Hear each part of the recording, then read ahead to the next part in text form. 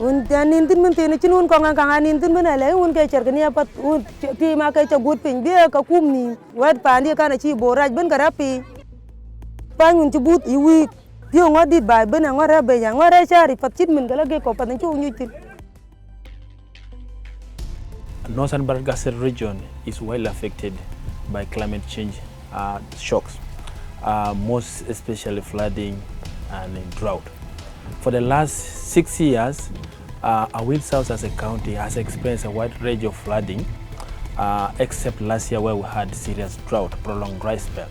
So this flooding, these climate change shocks comes with a lot of problems. For instance, they destroy the livelihoods, they destroy the crops, they destroy the livestock, they destroy the homestays, they leave schools and health facilities, and everything gets messed up. For instance, this year it has been the worst episode where we saw a lot of people displaced, 4 of them coming, and they were all settled along the road.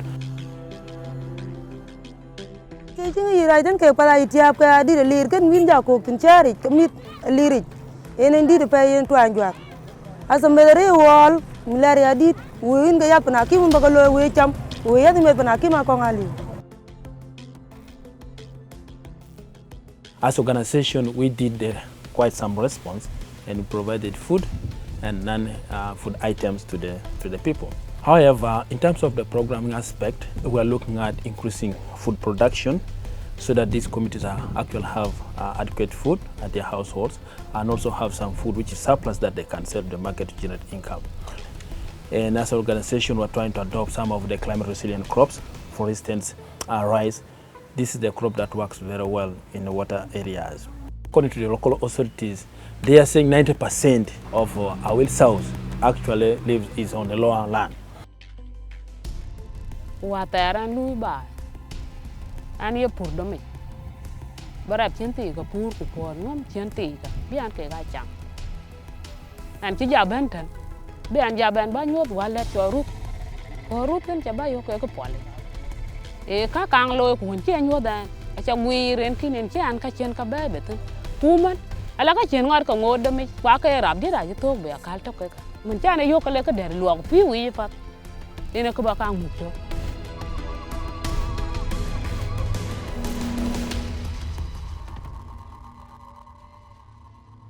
We're also looking at other climate resilient crops for upland areas, especially potatoes, sweet potatoes, and cassava. The beauty of cassava is that one, it provides vegetables for the family, for the livelihoods. And then also the tubers are good in a sense that provides a high source of starch. So the crop is a drought resilient crop in a sense that during dry season, all the leaves shed off. So what happens again is that when it starts raining, it rejuvenates itself and then it becomes green again. So it's drought resilient and it's good on the upland.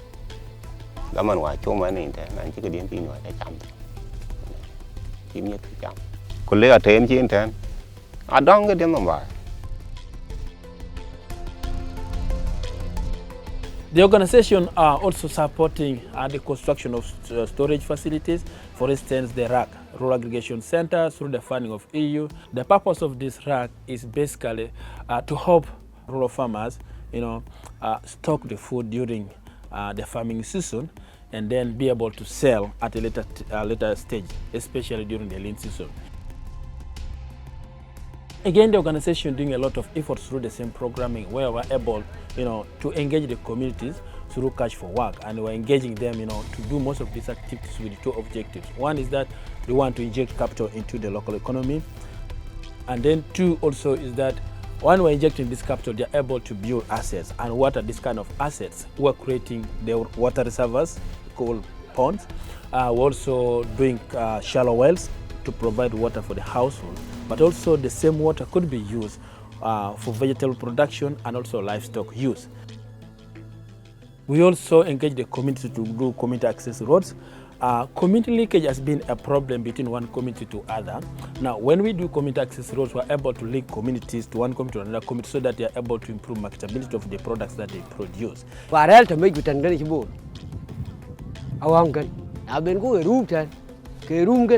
Ini kau hilang pirin, nang cuma baik, katanya yo kibu, randa tu kau cint kejadi, nang cik gek loy, kia ku melui la loy ka gekin, Go kule ke man dum de ne ci ben. We're also looking at how do we improve access to financial services at the household level. When there is no money, you cannot boost production. For the households to have money, we engage groups into VSLs. And the VSL model is when about 20 to 25 people or 30 people come together and they save on a weekly basis. And when they save on a weekly basis, they are able to save, borrow this money at interest rate that is agreed by the group, and then members invest that money into income generating activities. At the end of the day, they get some money to buy some few items at the household, and then also part of that money is paid back, enabling them to sustain their VSL groups. The base that we do moving forward is basically to ensure that we engage the communities more to ensure that we construct dikes. We sensitize the community to climate change, but also we need more funding to ensure that we scale up these climate resilient crops, especially rice, in a bigger picture, to ensure that most of the families that are living on lowland adopt this rice.